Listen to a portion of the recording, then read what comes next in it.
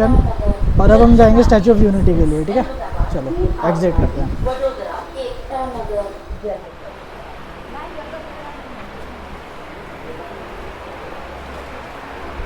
ये भाई लोग पुणे से हैं, आज ये सारा दिन मेरे साथ घूमने वाले हैं statue of unity. Welcome to the Ghumakkar Sachin blog. Sachin blog.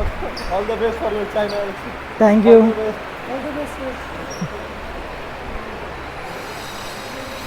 ऐसा दिखता है एकता नगर कावड़िया का। वहाँ पर भाई सरदार वल्लभ भाई पटेल, थैंक यू, और ये भारत का झंडा। मौसम बहुत बढ़िया हो रहा है आज वैसे। और ये है एकता नगर रेलवे स्टेशन, वहाँ पर लिखा हुआ है गुजराती में Ekta Nagar. Statue of unity के लिए आपको यहाँ आना पड़ेगा अगर आप ट्रेन से आ रहे हो तो। ये सारे लोग आपको जो लाइन में दिख रहे हैं ये अभी बस के लिए रुके हुए हैं, फ्री सर्विस वाली बस के लिए। और लो जी, अब हमने शुरू कर दिया अपनी ई रिक्शा। ये भाई लोग अपने साथ शेयरिंग में।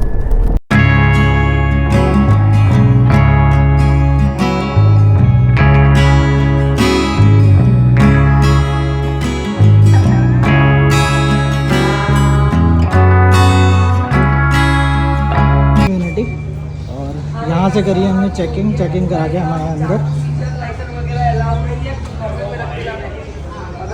लो जी, फाइनली मैं पहुंच गया हूँ स्टैचू ऑफ यूनिटी। अब मैं करूँगा अंदर का सारा रिव्यू देख के कि कैसे बना हुआ है। अब मैं आपको बताता हूँ एक बहुत ज़रूरी चीज़। स्टैचू ऑफ यूनिटी बनाने के लिए गुजरात के हर इंसान ने योगदान दिया है।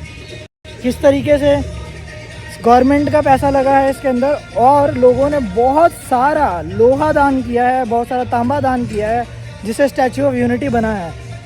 बहुत बड़ा सल्यूट है गुजरात की जनता को, नरेंद्र मोदी जी को, जिन्होंने इनिशिएटिव लिया और जिसके कारण आज दुनिया का सबसे बड़ा स्टैचू गुजरात में और इंडिया में बना हुआ है। और सरदार वल्लभ भाई पटेल की हिस्ट्री जो लोग जानते हैं उनको पता है कि उनको लौह पुरुष क्यों बोला जाता था। अब मैं वही बताने वाला हूँ आपको कि उन्हें क्यों लौह पुरुष बोला जाता था।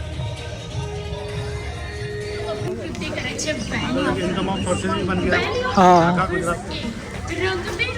ये सारी है नर्मदा नदी, इसी पे बना हुआ है सरदार सरोवर डैम भी, वो भी सरदार वल्लभ भाई पटेल को डेडिकेटेड है।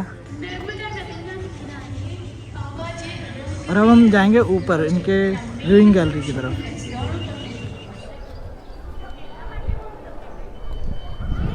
लो जी, फाइनली पहुंच गए हम स्टैचू ऑफ यूनिटी। और यहाँ से अब अंदर चलेंगे, देखेंगे व्यू गैलरी से कैसा लगता है नर्मदा रिवर का सारा फ्लो। और वहाँ पर ऊपर है सरदार वल्लभ भाई पटेल, लौह पुरुष भारत के, जिन्होंने अपनी इकलौती क्षमता के कारण पूरे भारत को एकजुट करा। आज उनका लोहा पूरा का पूरा भारत देख रहा है।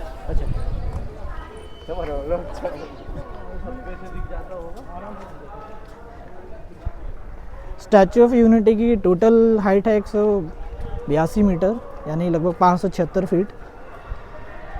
और यहाँ से लिखा है स्टैचू ऑफ यूनिटी। अभी हम नीचे जाएंगे जो कि है इसका म्यूज़ियम, और फिर जाएंगे ऊपर वहाँ पे जहाँ पर व्यूइंग गैलरी बन गई है, ठीक।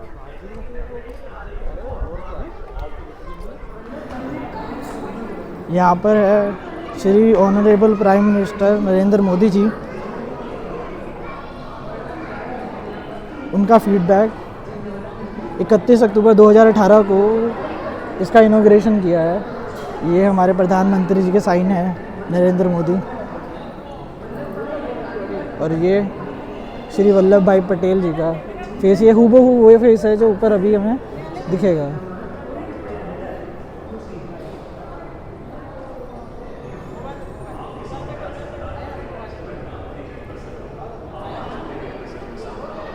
यहाँ पर बना हुआ है सरदार वल्लभ भाई पटेल का स्टैचू। और यहाँ पर ये दिखा रखा है कि कैसे इसका पूरा का पूरा एरिया बना हुआ है।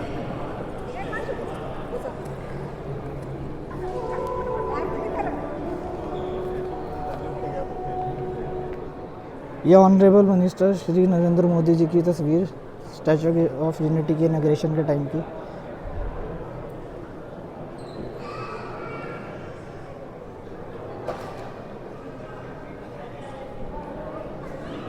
अब चलते हैं हम ऊपर व्यूइंग गैलरी की तरफ। यहाँ पर है making of the statue. L&T ने शुरुआत करी थी बनाने की इसे। यहाँ से करते हैं बैक द प्लान।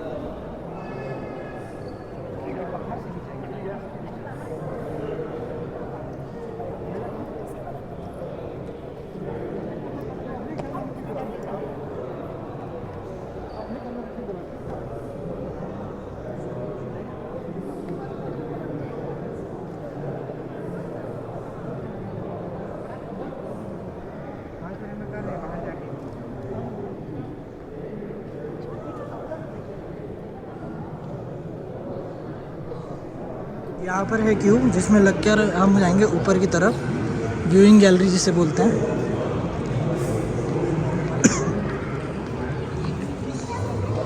वहाँ से लिफ्ट में जाएंगे और लिफ्ट फिर हमें ऊपर लेके जाएगी डेक तक। सरदार वल्लभ भाई पटेल।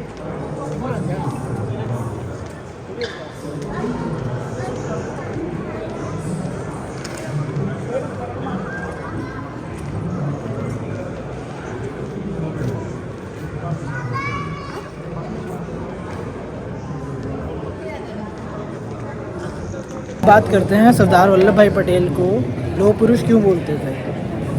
सबसे पहली बात तो वो डरते नहीं थे। दूसरी बात, उन्होंने जो काम किया था वो पूरे देश में कोई भी नहीं कर पाया था। वो इंसान थे जिन्होंने सारी रियासतों को एक किया था।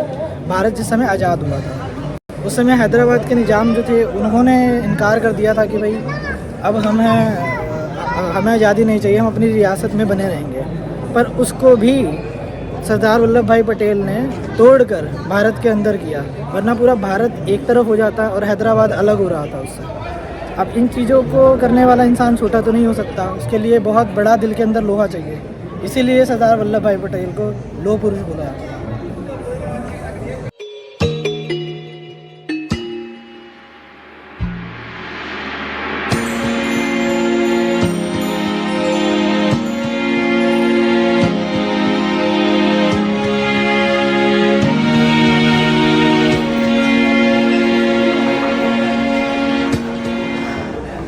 ये है व्यूइंग गैलरी।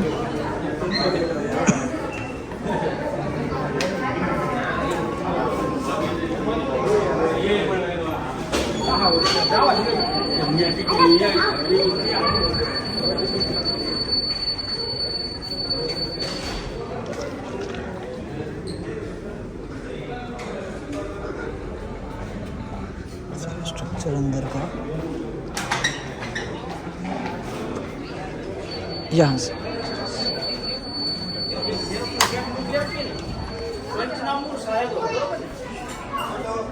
और ये व्यू है सरदार वल्लभ भाई पटेल की मूर्ति के अंदर से नर्मदा रिवर का। अब बात करते हैं सरदार वल्लभ भाई पटेल को सरदार क्यों बोला जाता था।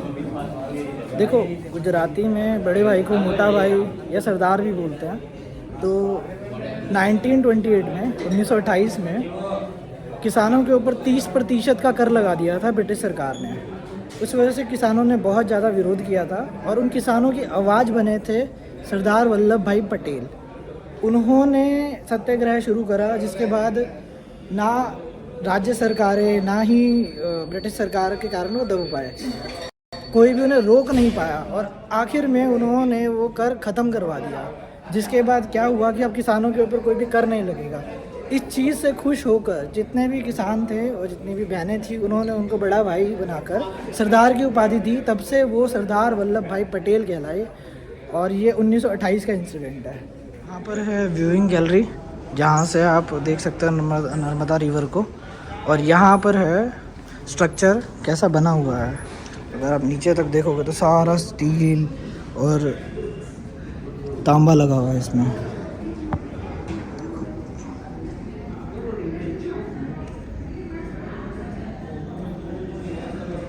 और ये ऊपर से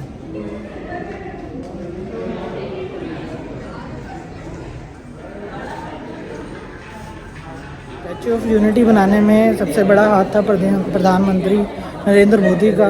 उन्होंने जिस टाइम वो गुजरात के सीएम थे, उस टाइम पे इस इनिशिएटिव को स्टार्ट करवाया था, शुरुआत करी थी। उसके बाद L&T ग्रुप ने पूरा का पूरा ये जिम्मा अपने साथ पे लिया और सारा का सारा ये बनाया है। ऐसा दिखता है सरदार सरोवर डैम जो नर्मदा रिवर पे बना हुआ है।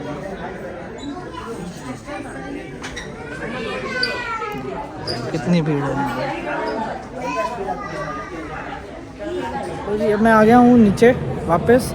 ऊपर ज़्यादा कुछ देखने का है नहीं, ऑब्जर्वेशन डेस्क है और आपको फ्रंट बैक दोनों तरफ से, मतलब एक तरफ जहाँ फेस है और एक तरफ जहाँ बैक है वहाँ पर दोनों तरफ बना है, वहाँ से आप दोनों तरफ से नर्मदा रिवर को देख सकते हो बस। और ज़्यादा कुछ इतना कुछ खास नहीं है, बट हिस्ट्री बहुत अच्छी है सरदार वल्लभ भाई पटेल की और इसे बनाने की, कि इसके पीछे नरेंद्र मोदी जी ने कितना संघर्ष किया है। लगभग 60 महीने, मतलब 57 महीने ऑफिशियल फिगर है, 57 महीने तक इसकी कंस्ट्रक्शन का काम चला है, जिसमें से 17 महीने जो है ऑफिशियली प्लानिंग चली है ये, और 40 महीने उसका एग्जीक्यूशन हुआ है, मतलब कंस्ट्रक्शन हुई है। तो लगभग 5 साल इसमें लगे हैं बनने में। और अब बात करते हैं सरदार वल्लभ भाई पटेल को लौह पुरुष क्यों कहते हैं। देखो, जिस समय भारत आज़ाद हुआ था उस समय भारत के पहले प्रधानमंत्री जो हैं वो बने नेहरू जी, पर उनके अलावा एक इंसान और दावेदार था, वो थे वल्लभ भाई पटेल। फिर भी महात्मा गांधी जी के विचारों को ध्यान में रखते हुए उन्होंने सत्ता का लालच नहीं किया और उन्होंने अपना प्रधानमंत्री पद छोड़ दिया, मतलब उन्होंने प्रधानमंत्री के लिए अप्लाई ही नहीं किया। उसके बाद भारत के पहले गृह मंत्री और भारत के पहले उप राष्ट्रपति वो बने थे सरदार वल्लभ भाई पटेल, क्योंकि वो इकलौते थे जिन्होंने बिना किसी लड़ाई झगड़े के भारत की 526 रियासतों को एक कर दिया। अब ऐसा काम करने वाला इंसान कोई आम आदमी तो नहीं हो सकता ना, इसीलिए सरदार वल्लभ भाई पटेल को बोला जाता है लौह पुरुष, कि बिना लड़ाई झगड़े के इन्होंने सारी रियासतें ख़त्म करा दी और भारत बनाया। तो असली श्रेय नरेंद्र मोदी जी इसीलिए सरदार वल्लभ भाई पटेल को देते हैं, क्योंकि उनकी वजह से ही हमारा देश एक बना, और इसीलिए वो चाहते थे कि दुनिया में सबसे बड़ा स्टैचू हो तो सरदार वल्लभ भाई पटेल का हो। वहाँ से लिफ्ट आई थी नीचे की तरफ और अब हम एग्ज़िट कर रहे हैं। यहाँ पर हिस्ट्री के बारे में लिखा हुआ है।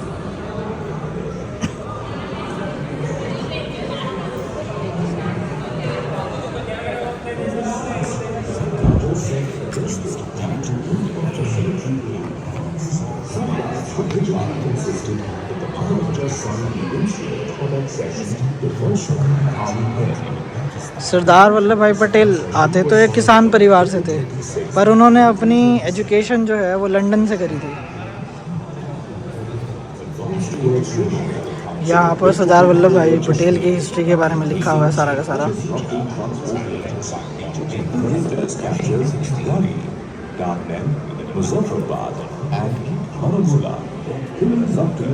बर्ड्स सेंचुरी के बारे में है।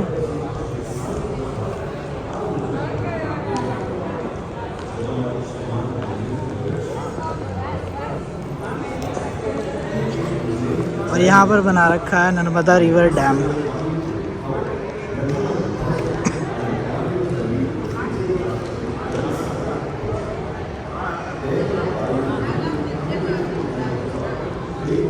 अगर आप ऊपर आओगे तो एक ये सीढ़ियाँ हैं और एक ये है एलिवेटर।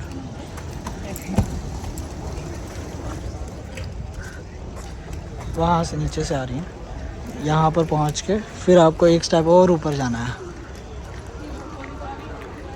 उस तरफ सारा का सारा नर्मदा रिवर है। ये जितने भी आपको पहाड़ दिख रहे हैं सारे नर्मदा रिवर। और मौसम बहुत अच्छा हो रहा है, इस वक्त बारिश भी हो रही है यहाँ पे सारे में।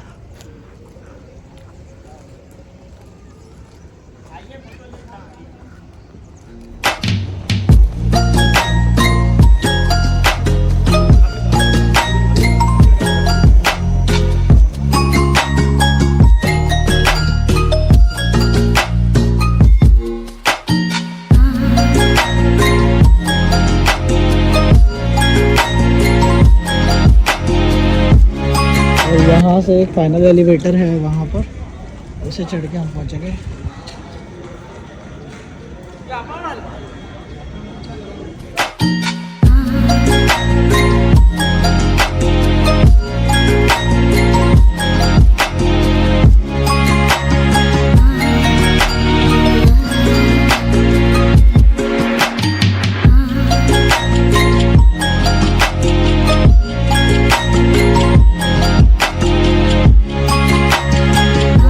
बारिश हो रही है यहाँ पे, इस वजह से मैं वीडियो बना नहीं पाया।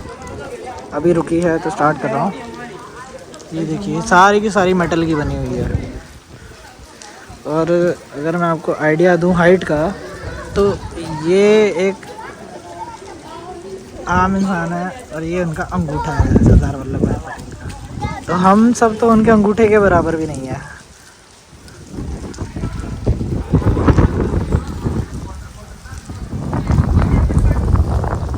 बारिश अभी भी ठीक से रुकी नहीं है, हल्की हल्की हो रही है।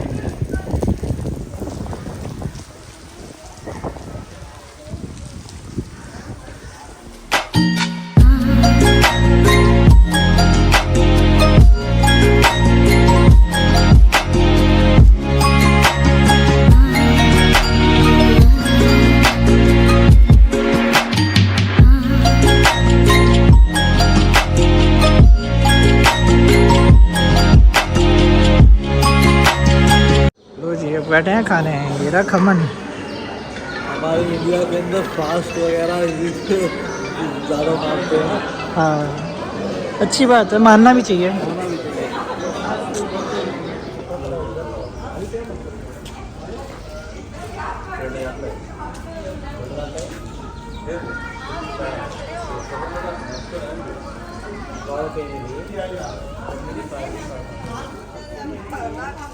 लो जी, अब मैं कर रहा हूँ एग्जिट यहाँ से। और मेरी ये वीडियो देख के आप बताना मुझे कमेंट करके कि आपको मेरी वीडियो कैसी लगी। बारिश बहुत ज़्यादा तेज़ हो रही थी, इस वजह से मैं ज़्यादा बाहर की शूटिंग कर नहीं पाया। बट वहाँ से ऊपर से भी इतना खास अच्छा दिखता भी नहीं है जितना दूर से दिख रहा है अभी आपको पीछे। ठीक है, तो आप आना स्टैचू ऑफ यूनिटी और मुझे बताना कमेंट करके कि आपको कैसा लगा मेरा ये सफ़र। तब तक के लिए जय श्री श्याम। एक चीज़ मैं कहना भूल गया, एक भारत श्रेष्ठ भारत, यही था सरदार वल्लभ भाई जी उनका नारा, और यही होना चाहिए हर भारतीय का नारा।